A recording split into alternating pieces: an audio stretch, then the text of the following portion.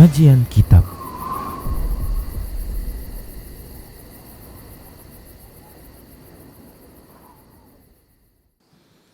Bismillah, assalamualaikum warahmatullahi wabarakatuh.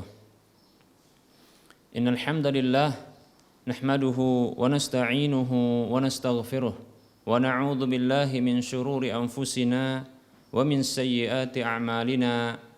Man yahdihillah fala mudhillalah wa man yudlilhu fala hadiyalah. Wa asyhadu an la ilaha illallah wahdahu la syarikalah wa asyhadu anna Muhammadan abduhu wa rasuluhu sallallahu alaihi wasallam.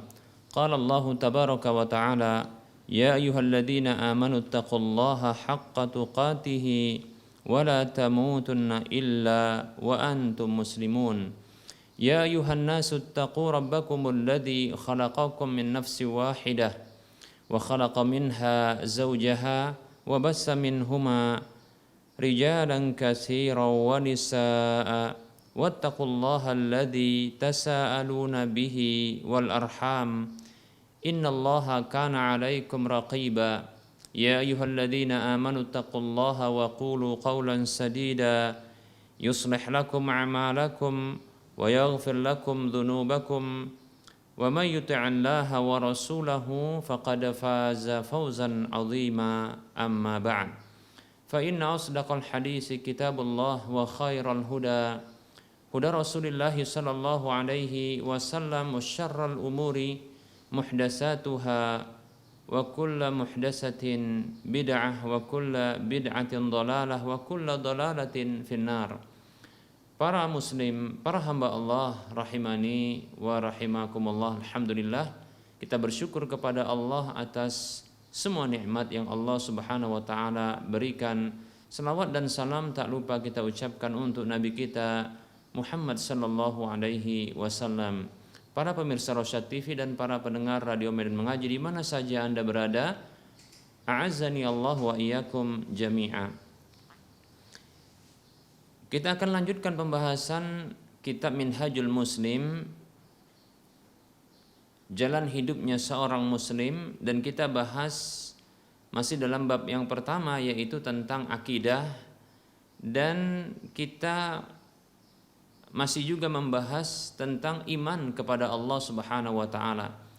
Dan ada 4 rukun yang telah kita bahas dari beriman kepada Allah. Yang pertama adalah beriman tentang wujud Allah Subhanahu wa taala. Kemudian yang kedua adalah beriman dengan rububiyah Allah, yaitu perbuatan-perbuatan Allah di alam semesta. Kemudian yang ketiga adalah beriman dengan hak ibadah hanya kepada Allah semata. Kemudian yang keempat, dan ini yang akan kita tuntaskan insyaallah taala, yaitu beriman dengan nama-nama dan sifat-sifat Allah Subhanahu wa taala. Pada pertemuan yang lalu telah kita sebutkan tentang dalil-dalil yang menunjukkan, dalil-dalil wahyu yang menunjukkan bahwa Allah Subhanahu wa taala memiliki nama-nama yang maha indah dan sifat-sifat yang tinggi lagi mulia. Berikut ini kita sebutkan dalil-dalil akal yang menunjukkan bahwa Allah Subhanahu wa taala memiliki nama-nama yang maha indah dan sifat-sifat yang tinggi lagi mulia. Baik, dalil yang pertama adalah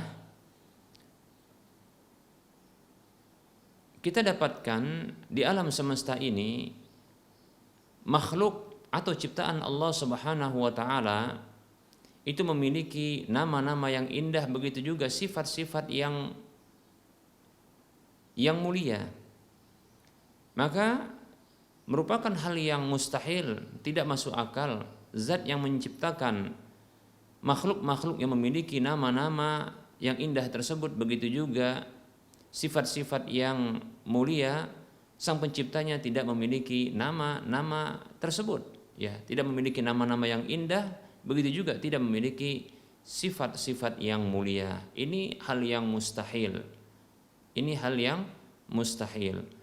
Ketika Allah Subhanahu wa taala menciptakan zat yang bisa mendengar, yang bisa melihat, ya, yang bisa berbicara, yang hidup, begitu juga memiliki kekuasaan dan kemampuan, maka dan yang lainnya dari nama dan sifat Allah Subhanahu wa taala, maka tidak mungkin Allah Subhanahu wa taala menciptakan makhluk-makhluk tersebut yang memiliki nama yang indah, begitu juga sifat yang mulia.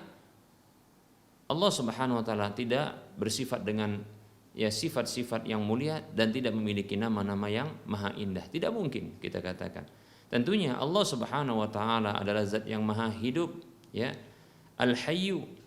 Kemudian dia adalah zat yang sami', yang maha mendengar. Kemudian Al-Basir, zat yang maha melihat. Dia adalah zat yang memiliki sifat berbicara, bahkan sempurna bicara Allah Subhanahu wa taala. Kemudian dia juga memiliki sifat-sifat mulia yang lainnya. Demikian para hamba Allah rahimani wa rahmakumullah. Allah ciptakan makhluk-makhluknya begitu indah, maka tidak mungkin Allah Subhanahu wa taala tidak memiliki sifat keindahan.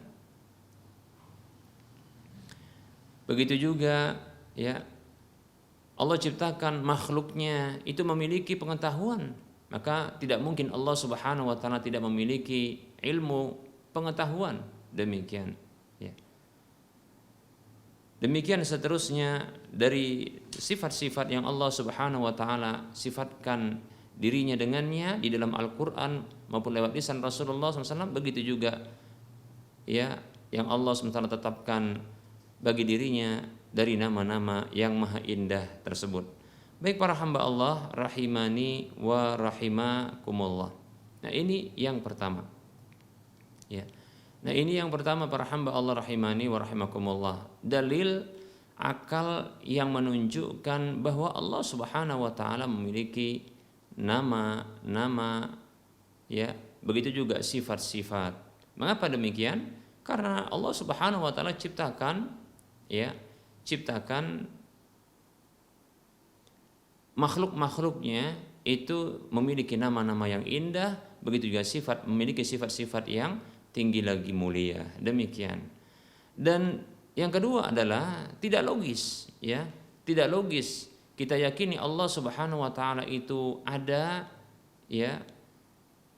itu tanpa nama dan tanpa sifat. Demikian, tanpa nama dan tanpa sifat. Karena pasti sesuatu yang ada itu dia memiliki nama dan memiliki sifat, Karena agar mudah untuk disebutkan, begitu juga agar mudah untuk dikenali. Maka tidak mungkin, mustahil sesuatu yang ada itu itu tidak memiliki nama dan tidak memiliki sifat. Karena dengan itu dia mudah untuk disebutkan dan mudah untuk dikenali. Demikian. Nah, ada itu sendiri merupakan sifat bagi dirinya. Demikian, Wallahu ta'ala alam. Demikian para hamba Allah rahimani wa rahimakumullah. Kemudian para hamba Allah rahimani wa rahimakumullah,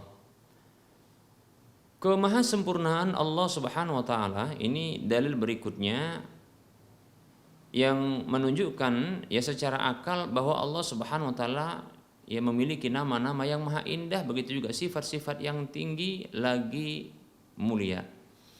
Baik para hamba Allah rahimani wa rahimakumullah, tentunya ketika Allah Subhanahu wa taala menciptakan hamba-hambanya, yang kita dapatkan hamba-hambanya tersebut, makhluk-makhluk tersebut memiliki nama-nama yang indah, sifat-sifat yang tinggi lagi mulia, maka kita dapatkan di kalangan hamba-hamba dan makhluk Allah Subhanahu wa taala ada yang memiliki nama-nama yang indah, namun ternyata tidak bersifat dengan sifat keindahan dari nama yang dikandungnya, seperti itu. Dan sifatnya ternyata juga memiliki sifat yang kurang, demikian, Dan juga ada kita dapatkan sebagian dari makhluk-makhluk Allah Subhanahu wa taala seperti malaikat dan para nabi, mereka memiliki nama-nama yang indah. Dan ternyata mereka memiliki juga sifat-sifat yang tinggi lagi mulia. Maka kita katakan tidak mungkin Allah Subhanahu wa taala menciptakan para makhluk-makhluk yang memiliki nama-nama yang indah tersebut, dan konsekuensi dari keindahan tersebut adalah nama itu mengandung sifat yang sesuai dengan nama tersebut, ya. Maka tentunya Allah Subhanahu wa taala itu lebih layak untuk disifati dengan ya sifat yang tinggi lagi mulia, begitu juga diberi nama dengan nama yang maha indah. Demikian para hamba Allah rahimani wa rahimakumullah. Karena Allah Subhanahu wa taala adalah zat yang maha sempurna, yang memiliki kesempurnaan dari berbagai sisinya, kesempurnaan pada zatnya, kesempurnaan pada perbuatan-perbuatannya, kesempurnaan pada nama-namanya, kesempurnaan pada sifat-sifatnya. Demikian para hamba Allah rahimani wa rahimakumullah. Maka kemahasempurnaan yang ada pada Allah Subhanahu wa taala ini menjadikan ya kita secara logika menetapkan bahwa Allah Subhanahu wa taala itu berhak untuk memiliki nama-nama yang maha indah, begitu juga sifat-sifat yang tinggi lagi mulia. Demikian. Baik para hamba Allah rahimani wa rahimakumullah. Berikutnya ya, kesempurnaan pada nama dan sifat-sifat Allah, itu nama-nama Allah yang begitu maha indah, sifat-sifat Allah yang begitu tinggi lagi mulia. Nah tentunya ya, karena kesempurnaan Allah Subhanahu wa taala ini ya, ini menetapkan bagi kita, mengharuskan bagi kita untuk tidak menyamakan Allah Subhanahu wa taala dengan makhluknya. Karena makhluknya adalah makhluk yang kurang, makhluk yang mereka itu ya lemah, makhluk yang mereka memiliki cacat. Mereka ini adalah makhluk-makhluk yang memang Allah ciptakan, ya itu adalah memiliki kelemahan dan kecacatan. Agar tidak seperti dirinya, demikian. Sehingga nanti bisa dibedakan mana dia sang pencipta, mana yang dicipta, mana yang berhak untuk diibadahi, mana yang tidak berhak untuk diibadahi. Demikian, seperti ini logis sesuai dengan akal manusia. Maka dari sini nama-nama Allah Subhanahu wa taala yang maha indah itu, begitu juga sifat-sifat Allah yang maha tinggi lagi maha mulia, maka ini tidaklah sama dengan ya nama dan sifat makhluknya, walaupun bisa jadi adalah sama dalam sebutannya. Sama dalam sebutannya. Contohnya seperti makhluk juga disifati ya dengan mendengar. Makhluk disifati dengan mendengar. Ya. Begitu juga makhluk disifati dengan melihat, makhluk juga disifati dengan ya mengetahui, demikian. Namun tentunya para hamba Allah rahimani wa rahimakumullah ya, Allah Subhanahu wa taala menamakan dirinya dan mensifati dirinya dengan ya zat yang maha hidup, ya, zat yang maha mendengar, zat yang maha melihat, zat yang maha mengetahui. Yang makhluknya juga Allah sifati dengan hidup, kemudian mengetahui, mendengar dan melihat dan seterusnya dari sifat-sifat yang sama dalam sebutannya. Tentunya ini tidaklah sama dalam hakikatnya, tidaklah sama dalam hakikatnya. Demikian. Mengapa? Karena Allah adalah zat yang maha sempurna, sementara makhluk ya itu adalah ya zat mereka Allah jadikan itu begitu penuh dengan kekurangan, penuh dengan kelemahan, penuh dengan ya kecacatan. Demikian. Mengapa? Karena agar bisa dibedakan mana dia pencipta dan mana dia yang dicipta. Mana dia yang berhak untuk diibadahi, mana yang tidak berhak untuk diibadahi. Demikian para hamba Allah rahimani wa rahimakumullah. Ini harus terbedakan. Seperti itu para hamba Allah rahimani wa rahimakumullah.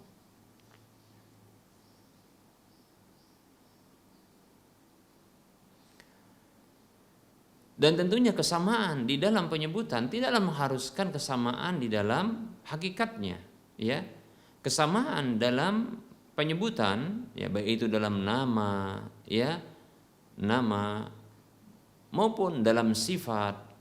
Namun hanya sama dalam sebutan, maka tidaklah mengharuskan itu sama dalam hakikatnya. Demikian para hamba Allah rahimani wa rahimakumullah. Mengapa demikian? Tadi kita sudah sebutkan alasannya dikarenakan agar bisa dibedakan mana sang pencipta, mana yang dicipta. kemudian mana dia yang zat yang berhak untuk diibadahi, mana dia ya makhluk yang tak berhak untuk diibadahi. Demikian, seperti itu. Demikian pula kita dapatkan secara nyata dalam kehidupan kita bahwa ada antara makhluk saja yang memiliki kesamaan dalam sebutan, namun kita katakan berbeda dari sisi hakikat. Seperti itu, ya. Demikian. Seperti contohnya, ya, kita katakan kita memiliki pendengaran, ya. Begitu juga kita dapatkan ada makhluk hewan yang dia memiliki juga pendengaran, tapi ternyata pendengaran kita ini itu begitu terbatas, ya. Namun pendengaran hewan tersebut ternyata lebih sensitif terhadap hal-hal yang lebih rendah suaranya. Begitu juga ternyata dalam penglihatan kita disifati manusia yang bisa melihat, ya. Ternyata ada makhluk, ya, yang juga disifati dengan melihat, namun ternyata dia bisa melihat kita, namun kita tak bisa melihat dia. Demikian. Contohnya jin, ya. Jin itu bisa melihat kita, ya, sementara kita tak bisa melihat dia. Demikian, seperti itu. Para hamba Allah rahimani rahimakumullah. Ini antar makhluk, ya. Demikian, ya. Ini antar makhluk. Disifati dengan sifat yang sama, namun ternyata memiliki perbedaan, ya, memiliki perbedaan. Tidak sama dalam hakikatnya, Demikian. Begitu juga kita ketika kita disifati dengan sifat zat, contohnya kita memiliki wajah, ya. Ternyata ayam juga memiliki wajah.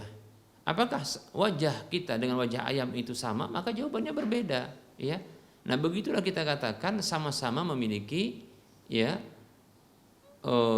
sifat tersebut dalam sebutannya seperti wajah begitu, namun berbeda dalam hakikatnya. Demikian para hamba Allah rahimani wa rahimakumullah, ya. Dikatakan manusia itu berbicara, sesama manusia yang lain saja kemampuan berbicara mereka itu berbeda-beda. Ada yang terbata-bata, ada yang begitu cepat, ya kan. Nah, ini kita menunjukkan bahwasanya ini secara nyata disifati dengan sifat berbicara, tapi hakikatnya ternyata berbeda. Seperti itu para hamba Allah rahimani wa rahimakumullah. Dan hewan-hewan juga antar sesama mereka itu berbicara, ya, seperti itu, ya. Nah, oleh karenanya, ya, kesamaan dalam sebutan, baik itu dalam nama maupun sifat, maka tidaklah mengharuskan adanya kesamaan secara hakikatnya. Demikian para hamba Allah rahimani wa rahimakumullah. Nah, lebih-lebih Allah Subhanahu wa taala, tentunya Allah Subhanahu wa taala tidak akan mau disamakan dengan makhluknya. Allah Subhanahu wa taala tak akan mau disamakan dengan makhluknya. Allah saja berlakukan antara makhluk itu berbeda hakikatnya, walaupun sama-sama disifati dengan, ya, satu sifat, ya, atau diberikan dengan satu nama, tapi berbeda hakikatnya. Demikian. Lalu bagaimana Allah Subhanahu wa taala ridha dan rela dirinya itu disamakan dengan makhluknya, sementara dia itu tidak rela disekutukan, disamakan dengan makhluknya. Allah Subhanahu wa taala mengatakan di beberapa ayat seperti dalam surah Asy-Syura ayat 11, Allah mengatakan, a'udzu billahi minasyaitonir rajim, laisa kamitslihi syai'un wa huwas samiul basir. Ya, tidak ada sesuatu pun yang semisal serupa dengannya, dan dia adalah zat yang maha mendengar lagi maha melihat. Demikian. Begitu juga Allah Subhanahu wa taala berfirman dalam surah Al-Ikhlas ayat 1 dan 4, Allah mengatakan 1 sampai 4, Allah mengatakan a'udzu billahi minasyaitonir rajim, qul huwallahu ahad, Allahus samad, lam yalid wa lam yulad wa lam yakul lahu kufuwan ahad. Katakan Muhammad sallallahu alaihi wasallam, dialah Allah yang esa, satu-satunya dia yang memiliki, ya, kemahaesaan, ya, di dalam, ya, keberadaannya, di dalam, ya, rububiyahnya, di dalam, ya, keberhakan dalam ibadah kepadanya, kemudian di dalam nama dan sifat-sifatnya. Allah Maha Esa. Allahus Samad, Allah tempat bergantung, ya. Demikian. Dalam tafsir yang lain, Allah tidak berongga, tidak sama dengan makhluknya. Lam yalid wa lam yulad. Allah itu tidak melahirkan juga tidak terlahirkan, demikian, ya. Kemudian walam yakul lahu kufuwan ahad, dan tidak ada satupun yang sekufu, sebanding, setara dengan Allah Subhanahu wa taala, dengannya. Baik, para hamba Allah rahimani wa rahmakumullah. Ini menunjukkan bahwasanya ya Allah tidak rela dan tidak ridho dia disamakan dengan makhluknya. Demikian. Makhluk saja Allah jadikan itu walaupun sama dalam nama tapi berbeda dalam hakikatnya antar makhluk saja. Lalu bagaimana Allah rela untuk disamakan dengan makhluknya? Walaupun sama dalam sebutan, baik itu dalam nama maupun sifat, maka sesungguhnya ketahuilah Allah bedakan hakikatnya. Dan tentunya pasti beda. Karena Allah zat yang maha sempurna, sementara makhluknya adalah zat yang penuh dengan kekurangan dan kelemahan, kekurangan dan kecacatan. Demikian para hamba Allah rahimani wa rahimakumullah.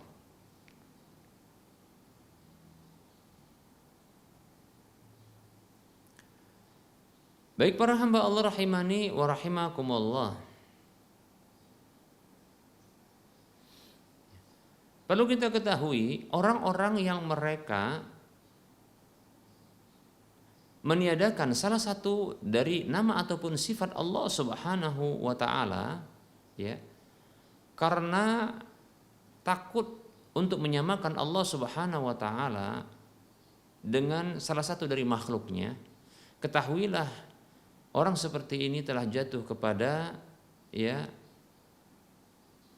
satu bentuk penyimpangan, yaitu menyerupakan terlebih dahulu. Kita ulangi, ya.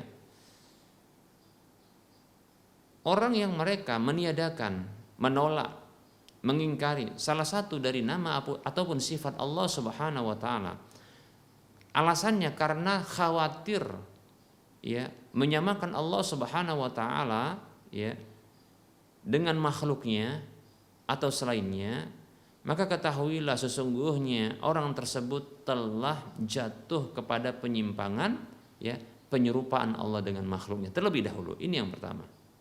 Ya. Ini perlu kita ketahui. Orang yang mereka meniadakan nama dan sifat Allah SWT tidak memiliki nama dan tidak memiliki sifat seperti ini, begitu katanya. Ya. Ketahuilah sesungguhnya itu pertama sekali yang dilakukannya adalah muncul dalam benaknya dia telah melakukan penyerupaan dan penyamaan Allah dengan makhluknya atau dengan selainnya. Karena tidak mungkin ya dia meniadakan dan mengingkari salah satu dari nama ataupun sifat Allah Subhanahu wa taala, ya, jatuh kepada perkara ini, melainkan karena ini sebabnya. Karena muncul dalam benaknya ada kesamaan, ada keserupaan dengan selain Allah Subhanahu wa taala. Allah itu ada keserupaan dengan makhluknya atau selainnya, seperti itu. Makanya tindakan berikutnya adalah melakukan ya penafian atau pengingkaran atau penolakan terhadap nama maupun sifat Allah Subhanahu wa taala. Demikian para hamba Allah rahimani wa rahmakumullah.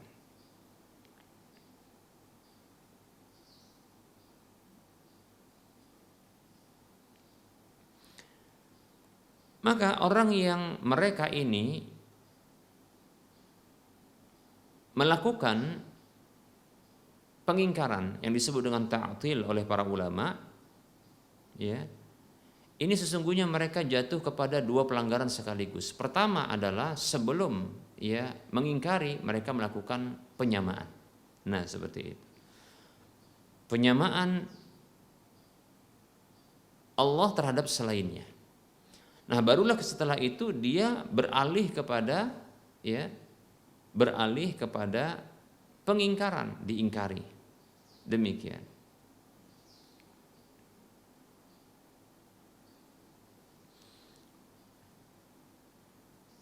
Demikian para hamba Allah rahimani wa rahmakumullah. Maka kita katakan, ya, bagaimana hal seperti ini bisa muncul kepada orang tersebut yang dia melakukan pengingkaran. Sementara nama-nama maupun sifat-sifat Allah Subhanahu wa taala itu telah Allah kabarkan kepada generasi pertama dari umat ini, yaitu pertama sekali Nabi kita Muhammad sallallahu alaihi wasallam sebagai teladan kita. Ya, pencetus pertama. Sebenarnya bukan pencetus, kita katakan sebagai pemberlaku pertama syariat Allah, ajaran Allah ini, ya. Seperti itu. Beliaulah yang pertama sekali mendengarnya dari Allah Subhanahu wa taala. Kemudian beliau juga menyampaikan yang pertama sekali kepada para, ya, hamba-hamba Allah Subhanahu wa taala yang menjadi murid Rasulullah SAW, yaitu para sahabat. Begitu juga para sahabat menyampaikan itu kepada, ya, para tabi'in, orang-orang yang hidup di generasi mereka, dan seterusnya. Namun tidak kita dapatkan satupun tindakan mereka yang menyamakan Allah dengan makhluknya ketika Allah Subhanahu wa taala menyampaikan nama dan sifat-sifatnya. Dan mereka juga tidak melakukan, ya, pengingkaran, penolakan terhadap nama dan sifat Allah tersebut. Demikian, ya. Nah, ini menunjukkan bahwasanya, ya, ya, nama-nama dan sifat-sifat Allah Subhanahu wa taala, ya, itu mengikuti zat, ya, yaitu pembicaraan tentang nama-nama dan sifat-sifat Allah Subhanahu wa taala itu sesungguhnya seperti kita berbicara tentang zat Allah Subhanahu wa taala. Kita ketika Allah Subhanahu wa taala mengkabarkan tentang dirinya, disebutkan Allah, dialah Allah, dialah Allah. Yang kita yakini pasti Allah tersebut punya zat. Namun hati kita, akal kita tidak begitu pusing untuk memikirkan zat tersebut karena dia adalah zat yang maha gaib. Karena zat Allah adalah zat yang maha gaib. Ya, kita tidak akan mampu, ya, dan secara naluri kita akan menonaktifkan akal kita untuk bisa memahami zat Allah Subhanahu wa taala karena itu mustahil. Maka demikian pula, ya, semestinya yang diberlakukan ketika berbicara membahas soal nama dan sifat-sifat Allah Subhanahu wa taala yang hakikatnya itu adalah gaib, yang hakikatnya itu adalah tidak diketahui, maka cukup diimani seperti itu, ya. Sebagaimana kita mengimani zat Allah Subhanahu wa taala yang maha gaib tersebut, ya, zat yang maha gaib tersebut. Jangankan kita, para malaikat yang dekat saja tak paham, tak mengetahui hakikat dari zat Allah Subhanahu wa taala. Begitu juga para nabi dan rasul yang dekat dengan Allah itu tak memahami hakikat bentuk asli dari zat Allah Subhanahu wa taala tersebut. Oleh karenanya cukup bagi kita untuk mengimani, jangan memaksakan diri untuk memahami, ya, kecuali hanya sekedar memahami dari makna nama dan sifat Allah tersebut. Adapun mencoba untuk memahami hakikat bentuk asli, ya, dari nama dan sifat Allah Subhanahu wa taala tersebut, maka ketahuilah, ya, ini tidak akan mampu bagi akal kita untuk bisa mencernai dan memahaminya. Demikian para hamba Allah rahimani wa rahimakumullah. Oleh karenanya, ya, sudah cukup kita imani saja, ya. Gunakan akal itu sesuai dengan porsinya, ya. Jangan memberikan beban kepada akal di luar kemampuannya. Apabila terjadi, ya, kerusakan pada akal seperti kehilangan akal, ya, atau tertutup akal yang kita sebut dengan kegilaan begitu, maka saya pribadi berlepas diri dan berlepas tangan dari Anda yang mengalami demikian, ya. Sudah kita sampaikan bahwasannya permasalahan akidah yang terkait dengan perkara yang gaib, ya, itu yang sering digunakan dalam Al-Quran maupun hadis Nabi, begitu juga lisan-lisan para ulama adalah kalimat iman, kalimat i'tiqad, yaitu iman dan keyakinan. Itulah dia kerja hati, yaitu hati dia meyakini dan mengimani. Jangan memfungsikan akal, mengaktifkan akal pada sesuatu yang bukan porsinya dan bukan wewenangnya, di luar ranahnya. Maka yang terjadi adalah kegilaan, kehilangan akalnya. Demikian, ya, para hamba Allah rahimani wa rahimakumullah. Dan ini adalah satu yang masuk akal. Ini merupakan satu yang masuk akal. Demikian, ya. Oleh karenanya imani saja. Baik para hamba Allah rahimani wa rahimakumullah.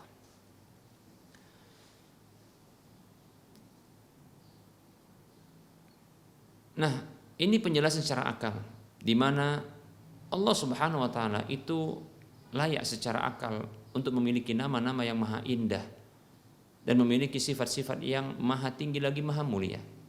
Kemudian akal juga menetapkan, dan ini bisa diterima oleh akal tersebut, bahwa nama-nama Allah Subhanahu wa taala yang maha indah tersebut dan sifat-sifat Allah yang maha tinggi lagi dan maha mulia tersebut itu tidaklah sama dengan makhluknya, tentunya berbeda. Ya. Dan kalau telah tidak sama, tentunya bagaimana bisa untuk dibayangkan? Maka ini tentunya di luar kemampuan, seperti itu. Dan tidak mungkin untuk ditolak, untuk diingkari, karena sesuatu yang ada itu pasti memiliki nama dan dia pasti memiliki sifat. Kenapa? Ya, karena agar bisa untuk disebutkan dan agar bisa untuk dikenali, ya, seperti itu, ya.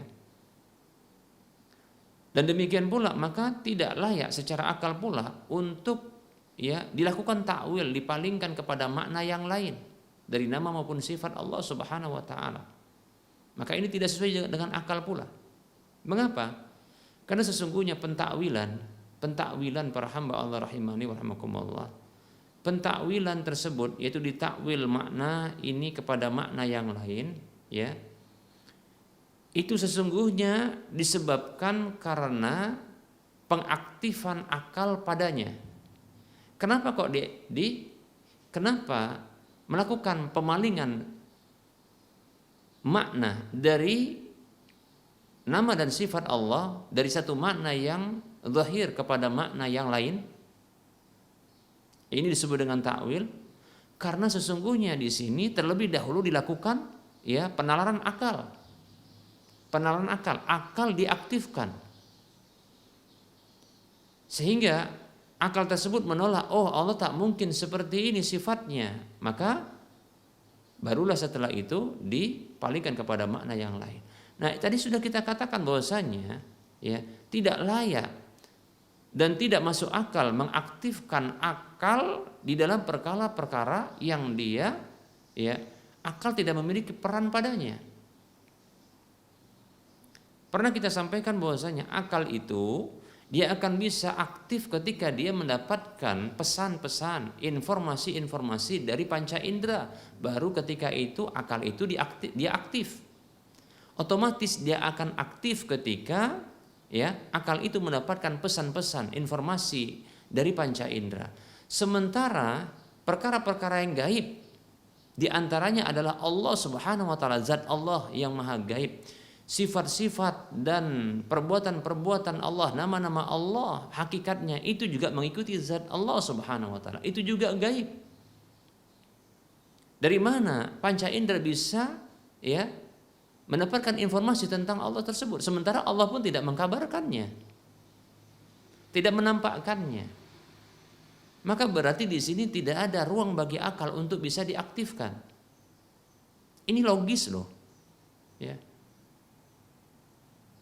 Maka saya katakan orang yang jatuh kepada tasbih, tamsil, menyerupakan Allah, orang jatuh kepada takyif, yaitu membayangkan bagaimana bentuk hakikat Allah, orang yang meniadakan, mengingkari dan menolak nama dan sifat Allah Subhanahu wa taala.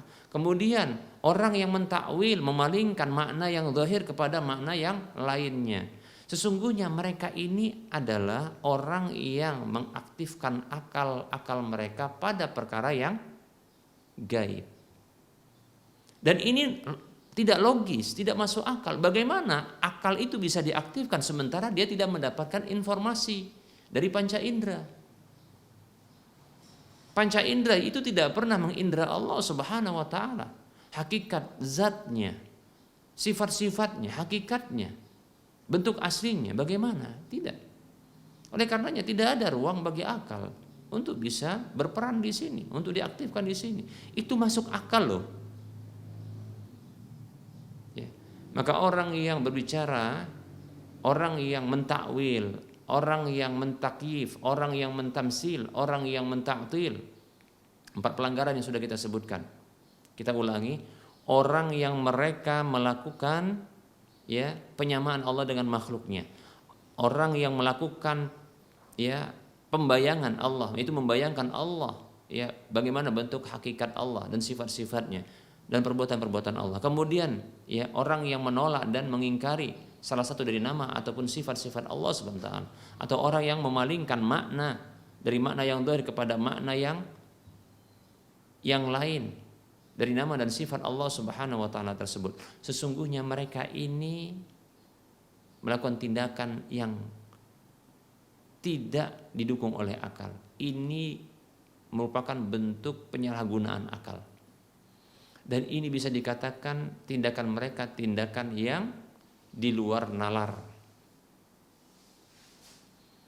Bisa juga kita katakan ini bentuk kekurangan ajaran. Ini merupakan bentuk tindakan ketidakwarasan. Begitu lebih tepat. Ya, itu lebih tepat. Ini tindakan ketidakwarasan. Tidak waras yang seperti itu. Ya. Tidak sehat bagi akal memaksakan ya akal untuk aktif pada perkara-perkara yang gaib ini. Demikian para hamba Allah rahimani wa rahimakumullah. Ya. Bila Anda inginkan kegilaan, ya, maka silakan aktifkan akal Anda pada perkara-perkara yang gaib.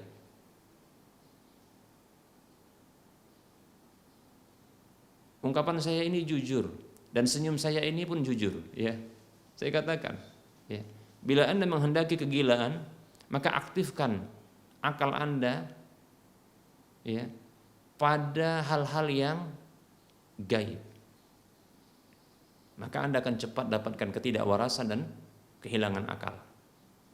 Seperti itu. Tapi jangan coba-coba.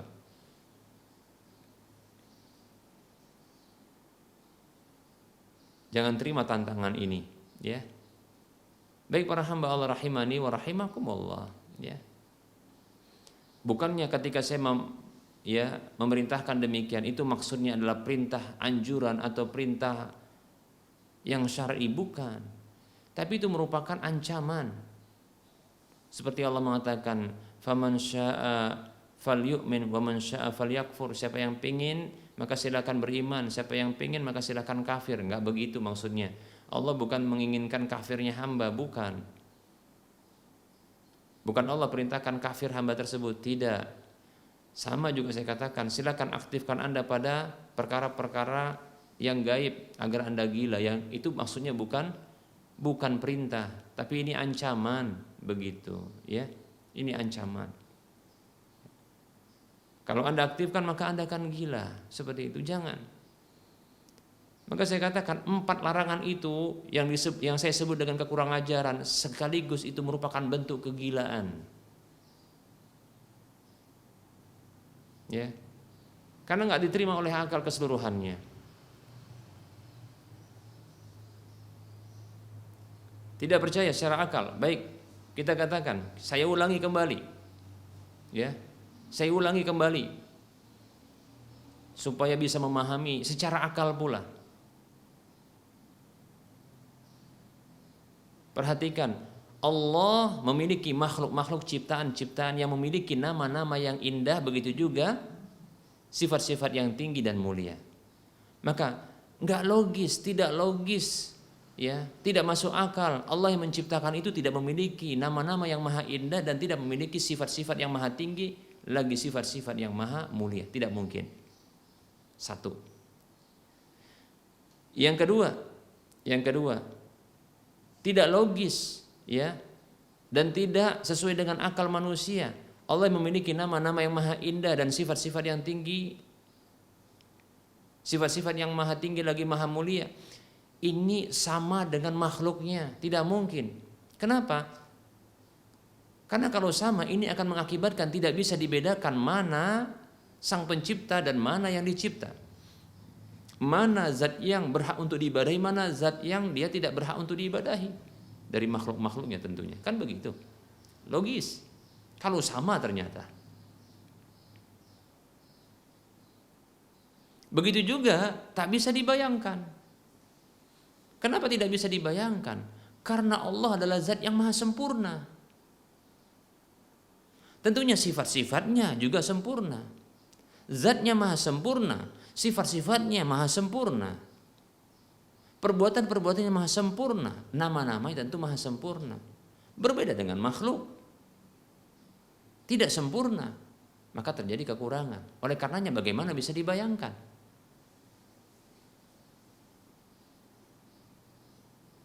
Kemudian tidak logis untuk menolak nama dan sifat-sifat Allah Subhanahu wa taala, karena Allah itu disifati ada. Allah disebutkan pasti dia ada. Ada itu sudah merupakan sifat bagi Allah Subhanahu wa taala. Demikian.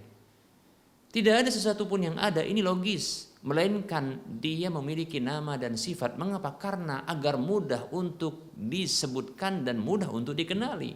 Ketika dia disebutkan, tentu dia memiliki nama dan memiliki sifat. Dan ada itu merupakan sifat baginya. Bahkan dia mengadakan segala sesuatu yang ada ini. Begitu. Logis tidak? Logis.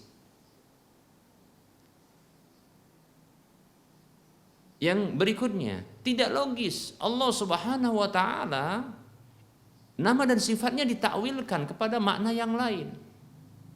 Mengapa demikian? Tentunya Allah Subhanahu wa taala ketika berbicara, ya, menyampaikan, ya, kepada hambanya, tentunya ini disebabkan tentunya dengan bahasa yang mudah. Allah Subhanahu wa taala zat yang maha berbicara, kita katakan. Dan firman-firman Allah itu maha sempurna. Tentunya kesempurnaan tersebut mengharuskan apa yang disampaikan oleh Allah Subhanahu wa taala itu mudah untuk diterima. Tidak perlu bagi hamba-hambanya ya sulit untuk memahaminya. Kan begitu. Lalu untuk apa dipalingkan kepada makna yang lainnya? Seolah-olah Allah itu tidak fasih di dalam berbicara sehingga harus dipahami bahwasanya makna dari firman Allah adalah demikian dan demikian. Seperti itu. Maka ini tuduhan buruk kepada Allah bahwasanya Allah tidak fasih di dalam berbicara. Seperti itu para hamba Allah rahimani wa rahmakumullah. Ini logis kita katakan. Oleh karenanya tidak perlu pentakwilan, dan pentakwilan itu atas dasar sesungguhnya tadi pencernaan akal sehingga dia harus mentakwil. Padahal tidak perlu untuk ya pencernaan akal untuk mengetahui hakikatnya, hakikat dari nama maupun sifat tersebut. Akal itu digunakan hanya untuk memahami ya makna dari lafadz nama dan sifat Allah itu saja. Adapun untuk memahami hakikat bentuk asli dari nama dan sifat Allah, maka sesungguhnya ini mengikuti zat Allah. Zat Allah itu hakikatnya tidak diketahui, maka cukupkan. Nama Allah juga demikian, sifat Allah juga demikian, hakikatnya tidak diketahui. Demikian. Maka tidak perlu pentakwilan. Baik, selamat mencoba. Ya, ini merupakan bentuk apa? Bentuk logis, logika di dalam memahami nama dan sifat Allah Subhanahu wa taala. Makanya Islam itu agama yang sesuai dengan logika. Ya, demikian para hamba Allah rahimani wa rahimakumullah. Baik, kita cukupkan untuk penjelasan, mudah-mudahan bisa dipahami ya. Kita beralih berikutnya menjawab pertanyaan yang telah masuk.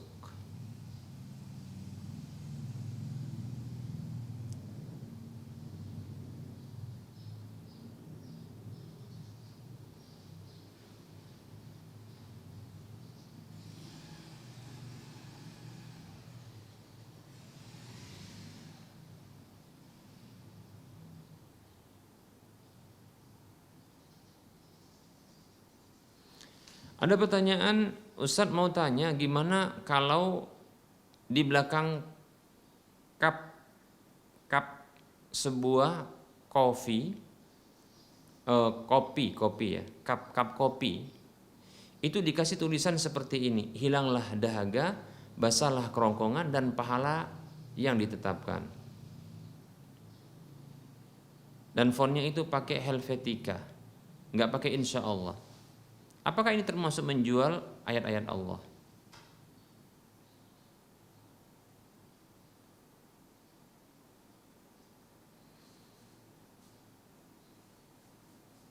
Baik, bismillah.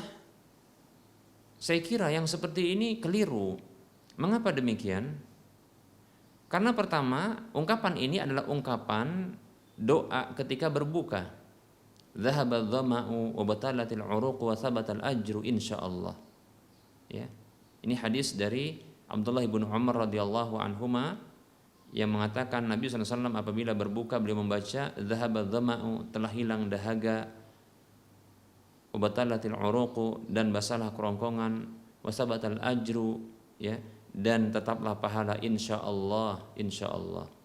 Nah, kalau dibuat di belakang cup kopi seperti ini, saya kira di sini ada pertama kedustaan. Apakah orang yang minum kopi cup tersebut itu akan hilang dahaga atau tambah haus? Yang kedua, basahlah kerongkongan, betul. Ya, sedikit maupun banyak akan basah kerongkongan. Masalah tetap pahala. Apakah bisa berpahala ketika minum kopi? Padahal itu hukum asalnya boleh-boleh saja.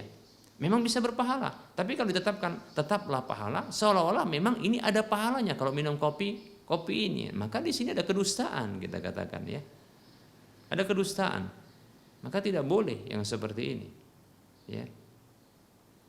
Dan ini apabila ditempelkan memang untuk promosi, kita katakan iklan, maka dikhawatirkan memang ini termasuk ya menjual satu bagian dari ajaran ya Islam. Demikian, tidak usah ya gunakan seperti itu ya. Saya kira tidak boleh yang demikian, walaupun tidak menggunakan insyaallahu ta'alanya, demikian ya. Baik, sebaiknya dihindarkan ya, kasih iklan saja yang jujur, terbuka, tidak ada kedustaan dan tidak ada ditutup-tutupi, demikian ya. Wallahu ta'ala a'lam.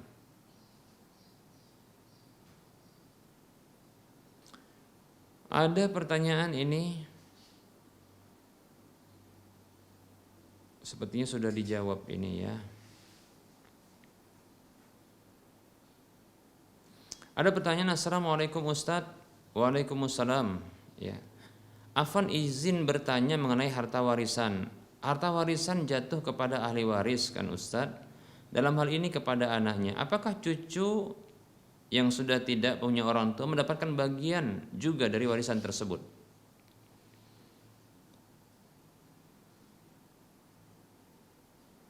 Waalaikumsalam warahmatullahi wabarakatuh. Seseorang yang meninggal dunia, yang dia meninggalkan harta, demikian pula ahli warisnya, maka hartanya tersebut itu akan menjadi ya hak milik dari ahli warisnya. Jika telah dibayarkan hutang, demikian pula wasiat berupa harta. Di antara ahli waris tersebut adalah cucu. Tapi ingat, ini adalah cucu yang mendapatkan warisan adalah cucu dari anak laki-laki. Ya. Cucu dari anak laki-laki dari yang meninggal dunia tersebut. Adapun cucu dari anak perempuan, maka dia akan mendapatkan warisan dari ya kakek dari jalur bapaknya, seperti itu. Ya. Demikian. Jadi cucu yang mendapatkan warisan adalah pertama ya cucu yang berasal dari anak laki-laki. Cucu yang berasal dari anak laki-laki.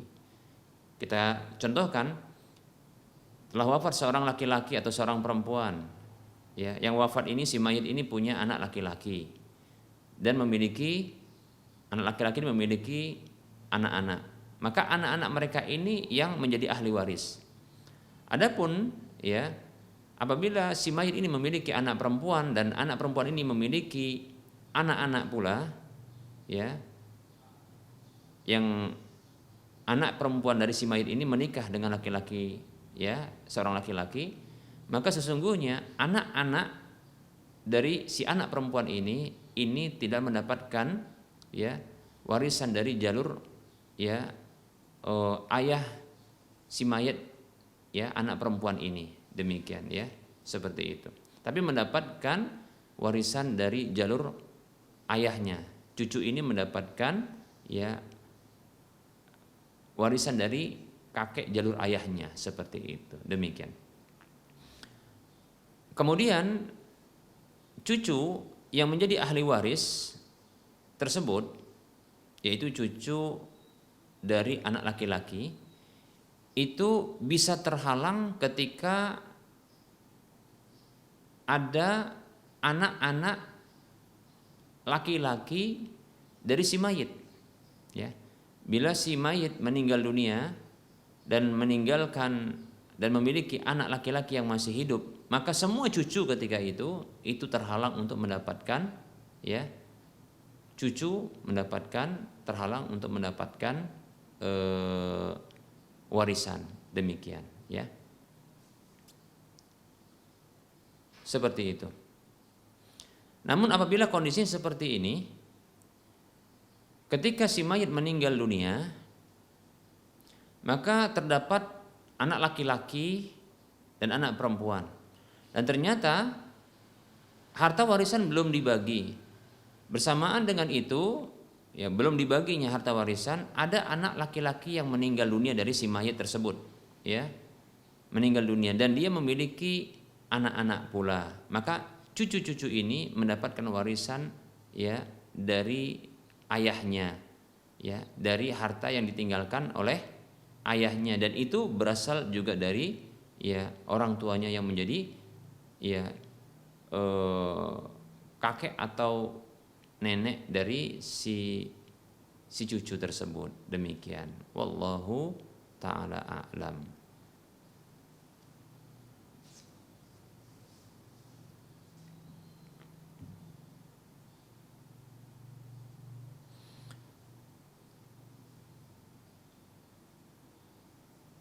Ada pertanyaan, bismillah Ustadz, izin bertanya, apakah puasa Ramadan tetap wajib bagi wanita hamil? Bismillah, wanita hamil apabila mampu untuk berpuasa, maka masih wajib baginya berpuasa ketika ya mampu bagi dia untuk berpuasa. Namun mendapatkan dispensasi untuk tidak berpuasa tatkala wanita hamil tersebut ya mengkhawatirkan terjadinya mudarat atau bahaya pada dirinya, begitu juga bayi yang dikandungnya. Seperti contohnya kehausan yang begitu sangat haus yang dialaminya, sehingga ini barangkali akan membuat mudarat bagi fisiknya, ya. Begitu juga ini akan menyebabkan si bayi dalam kandungannya ini akan kekurangan gizi, dan tentunya ini bukan sekedar kekhawatiran yang tanpa pembuktian, ini harus ada dibuktikan. Contohnya seperti ya sang wanita tersebut ketika telat makan saja dari waktunya itu mengalami pusing-pusing yang sangat ya pusing ya yang berlebihan ya, kemudian lemas. Lebih-lebih dikhawatirkan sampai pingsan dan dikhawatirkan terjadinya keguguran pada sang bayi tersebut. Maka ini ya tidak dibolehkan bahkan untuk berpuasa bagi ya wanita hamil seperti itu, demikian. Ya, yang jelas bila memang ada kekhawatiran pada wanita yang hamil tersebut ya tentang dirinya ataupun bayi yang dikandungnya, maka para ulama sepakat untuk memberikan dispensasi bagi wanita yang hamil tersebut untuk tidak berpuasa. Dan kesepakatan mereka ini berdasarkan hadis Nabi SAW, innallaha azza wa jalla wada'a 'anil musafiri syatras salati wa 'anil musafiri wal hamili wal murdi'i as-siyama. Hadis riwayat Ahmad dan yang lainnya. Kata Nabi sallallahu alaihi wasallam, sesungguhnya Allah Subhanahu wa taala menggugurkan dari orang yang safar ini setengah salat, dan juga menggugurkan dari orang yang safar, wanita yang hamil serta wanita yang menyusui puasa itu. Demikian wallahu taala alam.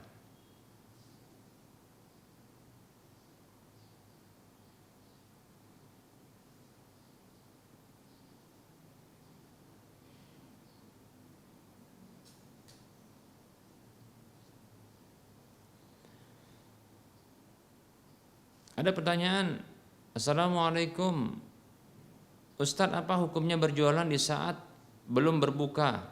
Saya biasanya berjualan bakso keliling di jam 2 siang hingga sore. Apa hukumnya Ustadz jika di bulan puasa ini saya berjualan keliling seperti biasa? Waalaikumsalam warahmatullahi wabarakatuh. Jika Anda bisa menjual makanan tersebut kepada orang-orang yang diberikan dispensasi untuk tidak berpuasa, maka tentunya dibolehkan. Contohnya seperti Anda menjual bakso tersebut kepada anak-anak saja dan mereka makan ketika itu, atau menjual bakso tersebut kepada seorang yang sedang safar, baik laki atau perempuan, ya, atau kepada wanita yang haid atau wanita yang nifas, atau wanita yang menyusui, atau wanita yang sedang hamil saja, begitu. Maka tentunya ya ini dibolehkan demikian, karena mereka mendapatkan dispensasi untuk tidak berpuasa dan Anda memberikan hal tersebut menjual kepada mereka. Tapi kalau Anda mengetahui bahwasanya bakso ini dijual kepada orang yang kafir atau kepada orang yang laki-laki atau wanita yang mereka masih wajib berpuasa, maka dipastikan Anda berdosa karena Anda mendukung mereka untuk melanggar hukum Allah Subhanahu wa taala. Orang kafir itu masih diberikan kewajiban, ya, bila Anda berjual kepada mereka itu sama juga, ya, membantu mereka untuk ya melanggar hukum Allah Subhanahu wa taala, karena mereka adalah orang-orang yang diberi beban syariat juga, diantaranya berpuasa. Wallahu taala alam. Ini menurut pendapat yang kuat.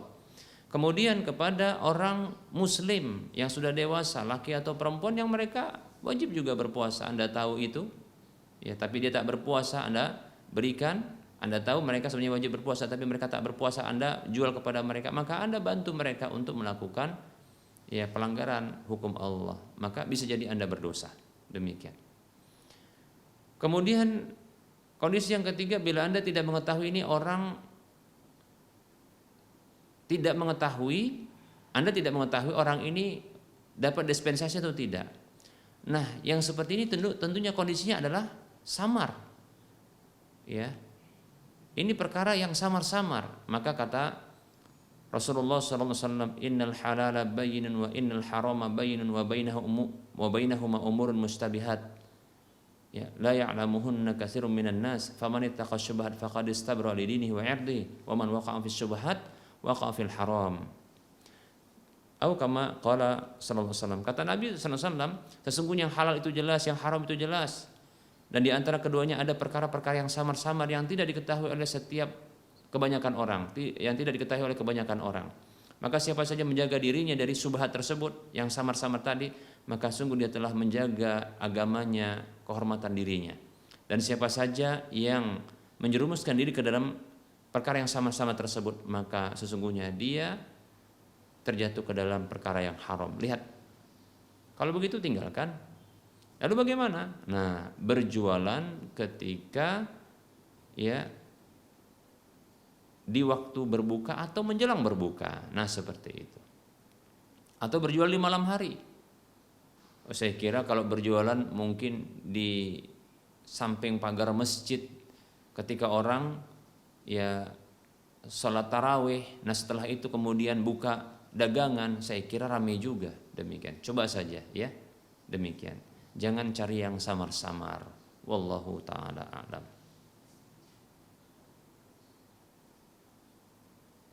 Baik, berikutnya ada pertanyaan. Assalamualaikum, semoga Allah memberkahi Ustadz dan keluarga, amin. Saya mau bertanya Ustadz, bolehkah mengunjungi keluarga yang masih Kristen dan mereka masih memelihara anjing dalam rumah, yang tentunya saya tidak tahu mana tempat di rumahnya yang terkena liur anjing atau tidak. Mohon pencerahannya Ustadz. Barakallahu fikum.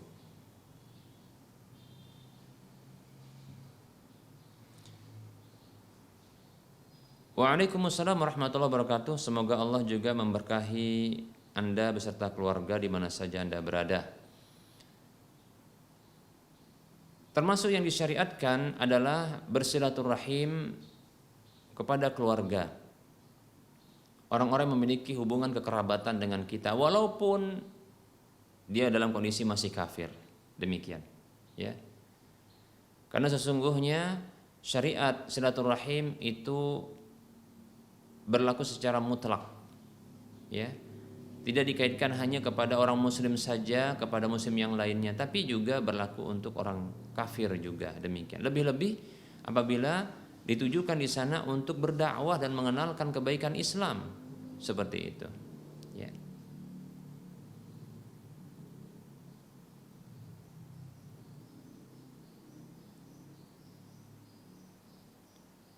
Allah Subhanahu wa taala berfirman, Ya ayyuhan nasu taqu rabbakumul ladzi khalaqakum wal ladzina min qablikum la'allakum tattaqun. Allah SWT berfirman, ya,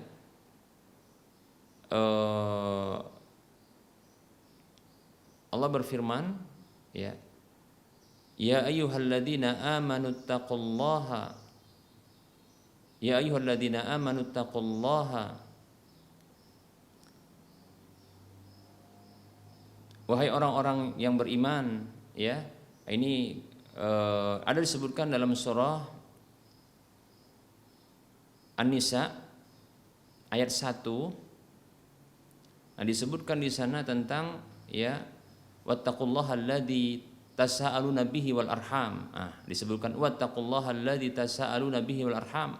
Bertakwalah kepada Allah Subhanahu wa taala yang dengannya kalian meminta kepadanya. Kemudian wal arham, dan sambunglah tadi silaturahim.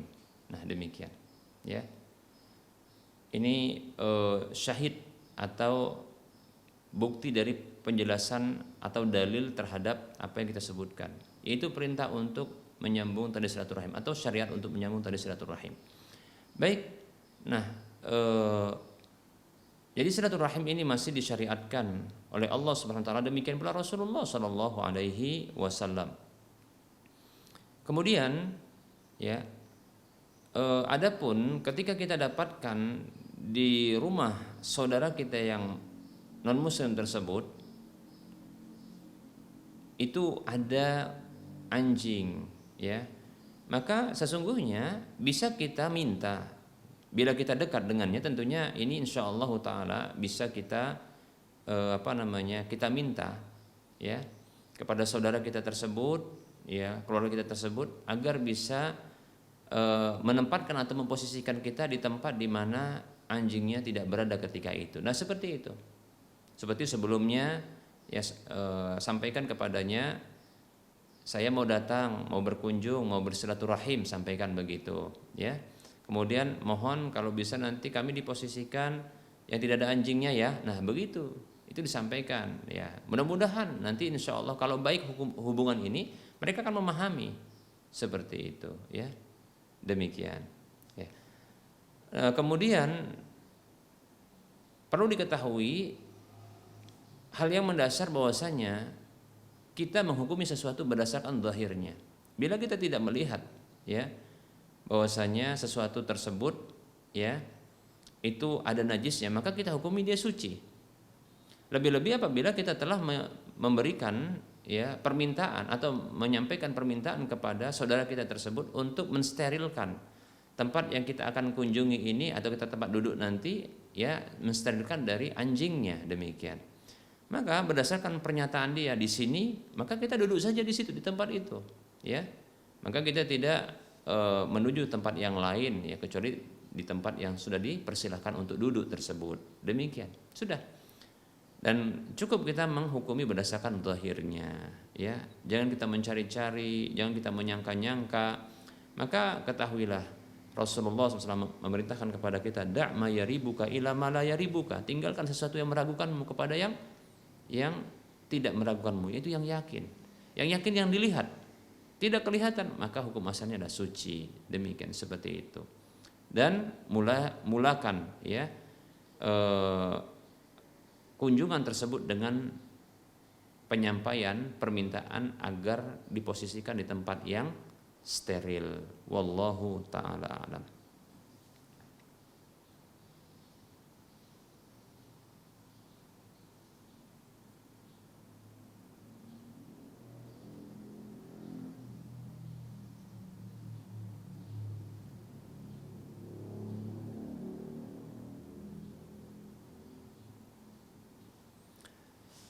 Ada pertanyaan, Assalamualaikum warahmatullahi wabarakatuh. Ustadz, semoga Allah Subhanahu wa taala menjaga Ustadz dan keluarga.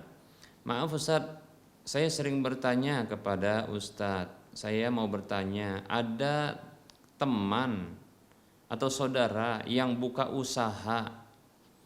Lantas ada yang mau menanamkan modal kepada teman tersebut atau saudara tersebut. Bagaimana cara bagi hasil dalam syariat Islam? Mohon pencerahannya Ustadz.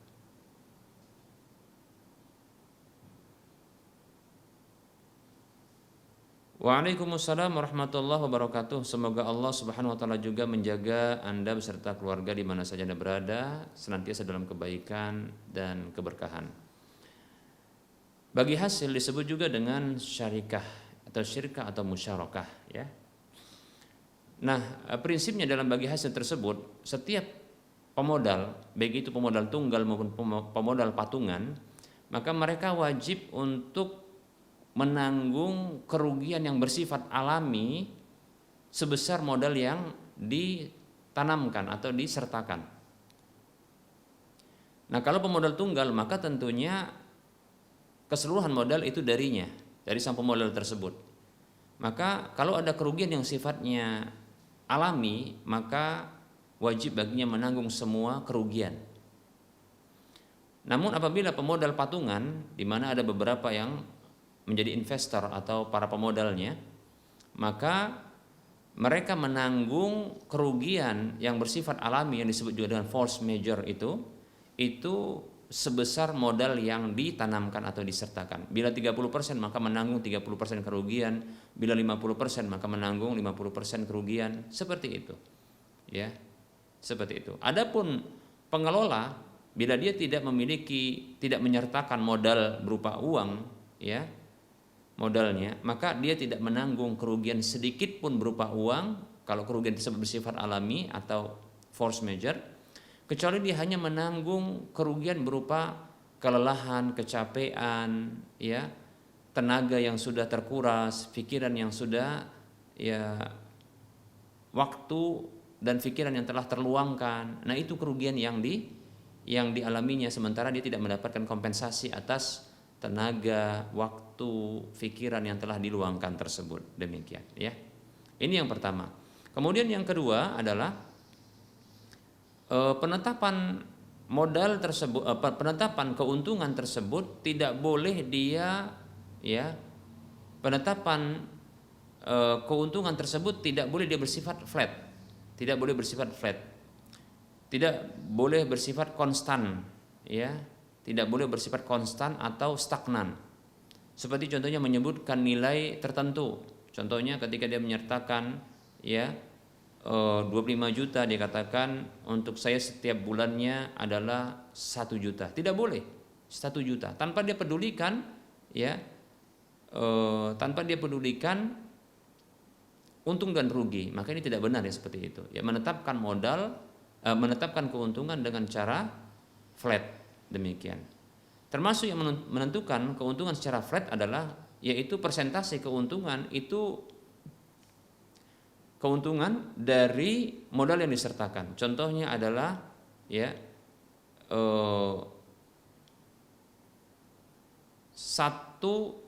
atau kita katakan 2,5% ya dari modal yang disertakan, 2,5% dari modal yang disertakan, ya, atau kita katakan 5% dari modal yang disertakan, begitu. Nah ini tidak benar ya, karena itu akan flat. Contohnya, kalaulah modalnya sekitar 100 juta, maka ketika dia katakan 2,5% dari atau 5% dari modal tersebut, maka ini akan konstan dia 5 juta setiap bulannya. Maka kita katakan ini tidak dibenarkan. Ini bentuk kedzaliman tanpa memperhatikan keuntungan dan kerugian. Baik, ini dua ya. Yang pertama tadi kita katakan ya, para pemodal itu menanggung kerugian berdasarkan ya nilai modal yang disertakannya. Kalau pemodal tunggal maka menanggung keseluruhan kerugian. Kalau pemodal patungan maka sebesar modal yang ditanamkan. Dan ini berarti berkesimpulan bahwasanya tidak boleh modal itu aman, tidak boleh dijamin modal itu aman, nanti dikembalikan utuh, tidak boleh. Kalau dijamin modal itu aman dan utuh, maka ini menunjukkan bahwasanya ini hutang piutang yang menarik keuntungan, maka ini menjadi riba, seperti itu. Baik, kemudian berikutnya adalah tidak boleh modal itu tidak boleh ya keuntungan itu dia di bentuk persentase, tidak boleh keuntungan itu dia berupa flat ya, tidak boleh keuntungan flat atau stagnan atau konstan, demikian. Baik itu dengan cara menyebutkan nominal rupiah atau harga nilai tertentu, atau dengan persentase yang dikalikan dengan modal yang disertakan atau modal yang ditanamkan, demikian. Baik, berikutnya adalah ya tidak boleh kerugian itu sebesar modal yang disertakan. Nah, ini dia ya. Tidak boleh kerugian yang bersifat alami itu ditanggung berdasarkan modal yang disertakan. Oh, maaf ya. Kita ulangi. Tidak boleh kerugian itu ketika ini bersifat tunggal, pemodal tunggal ya, pemodal tunggal dalam kasus dia pemodal tunggal kemudian ada pengusaha atau pengelolanya, tidak boleh ya dalam kasus seperti ini kerugian ditanggung sebesar keuntungan, kerugian ditanggung sebesar keuntungan. Contoh, permodalan usaha ini sekitar 100 juta dan itu satu orang yang mengeluarkannya. Sudah, kemudian berikutnya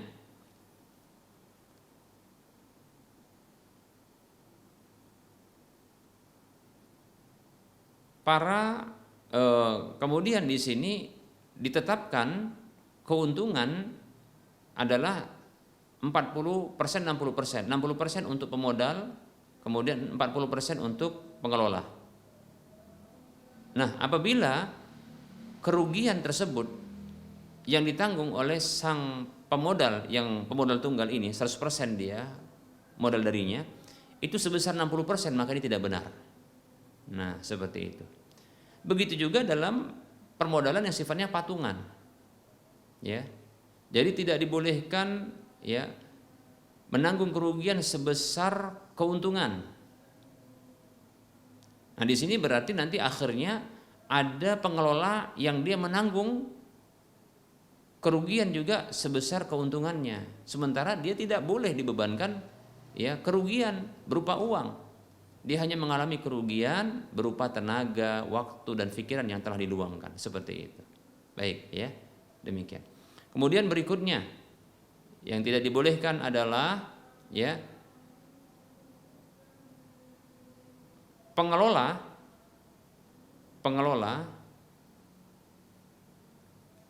yang dia mendapatkan bagi hasil, ya persentase dari bagi hasil, namun dia juga mendapatkan ya gaji setiap bulannya, maka ini tidak dibenarkan. Sepakat para ulama yang seperti ini batal akad kerjasamanya, demikian. Maka harus memilih salah satu, ya pengelola itu harus dia memilih apakah dia digaji sehingga dia mendapatkan bulanan secara konstan, namun dia tidak berhak terhadap bagi hasil, atau dia hanya menerima bagi hasil saja. Nah, seperti itu. Wallahu ta'ala a'lam.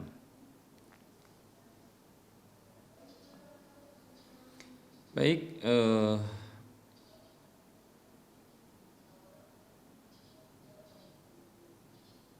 kita tutup dengan satu pertanyaan terakhir ini.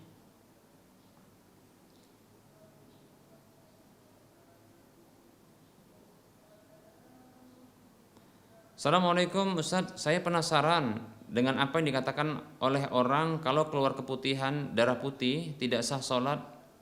Ada yang bilang sah sholat, sah puasa, dan lain-lain. Baik, ya, terkait dengan darah keputihan yang keluar, yang dia sesungguhnya bukanlah darah haid ataupun darah nifas tentunya, ya, keputihan. Nah, tentunya kondisi orang yang keluar seperti ini hanyalah menyebabkan hadas kecil saja. Ya. Para ulama berbeda pendapat apakah keputihan yang keluar ini najis atau tidak najis. Maka saya condong wallahu taala alam dia dihukumi suci. Ya, suci wallahu taala. Ini para ulama berbeda pendapat, ya. Saya condong kepada pendapat yang mengatakan bahwasanya ini suci. Nah, apabila dalam kondisi sholat keluar pas keputihan ini keluar, ya, maka yang seperti ini hanya membatalkan sholat dan wudhunya tanpa membatalkan puasanya kalau bila sedang puasa. Tapi kalau seandainya, ya, ini orang yang keluar keputihan ini atau ya seperti ini kita katakan keluar keputihan, ya, ketika dia hendak sholat maka dia membersihkannya lalu dia sholat demikian, ya, kemudian nanti keluar lagi, maka ini tidak batal, ya, sholatnya. Setelah dia bersihkan, dia berwudu, kemudian dia sholat, ya, maka tidak batallah sholatnya, tidak batal puasanya, karena sesungguhnya, ya, keputihan itu bukanlah dia haid dan nifas, yang keduanya disepakati oleh para ulama itu menyebabkan tidak sahnya puasa dan sholat seseorang, demikian. Jadi, ya, keputihan bukanlah pembatal, ya, demikian. Wallahu ta'ala a'lam. Kemudian ada pertanyaan berikutnya. Assalamualaikum warahmatullahi wabarakatuh. Saya mau tanya Ustaz, apa hukum mencukur bulu kemaluan baik laki-laki atau perempuan? Berdosa atau tidak? Bahkan sunnah Nabi SAW. Kita jawab waalaikumsalam warahmatullahi wabarakatuh. Bahkan sunnah Nabi SAW. Ini termasuk sunnahul fitrah. Disebut dengan, ya, halqul anat, yaitu mencukur bulu kemaluan. Kata Nabi SAW, ya, asrun minal fitrati, ada 10 termasuk fitrah Nabi SAW, ya, fitrah manusia. Maka disebutkan di antaranya halqul anat, yaitu mencukur bulu kemaluan. Ini termasuk sunnah Nabi SAW. Maka silakan lakukan, dapat pahala insyaallah taala. Jangan dibiarkan gondrong, ya, itu jelek. Bahkan tidak dilarang oleh Nabi SAW, dilarang oleh Nabi SAW lewat hadisnya Anas bin Malik radhiyallahu anhu untuk dibiarkan lebih dari 40 hari. Demikian, ya. Wallahu taala alam. Barangkali ini yang bisa kita sampaikan. Mohon maaf atas segala kekurangan dan kesalahan. Kebenaran itu datang dari Allah Subhanahu wa taala, kesalahan itu datang dari saya pribadi dan bisikan syaitan. Kepada Allah saya mohon ampun, dan kepada para pemirsa sekalian saya mohon maaf, dan para pendengar sekalian saya mohon dimaafkan. Dan kembali kita motivasi kaum muslimin untuk berinfak. Silahkan, ya, arahkan donasi Anda untuk pembebasan lahan Masjid Al-Muwahhidin, ya, ke nomor Bank Syariah Mandiri, Bank Syariah Indonesia di nomor 7127485555 atas nama Yayasan Lajnah Dakwah Medan, kode bank 451. Semoga termotivasi dan semoga bermanfaat. Wassallallahu ala Muhammad wa ala alihi wa ashabihi ajmain walhamdulillahirabbil alamin. Assalamualaikum warahmatullahi wabarakatuh.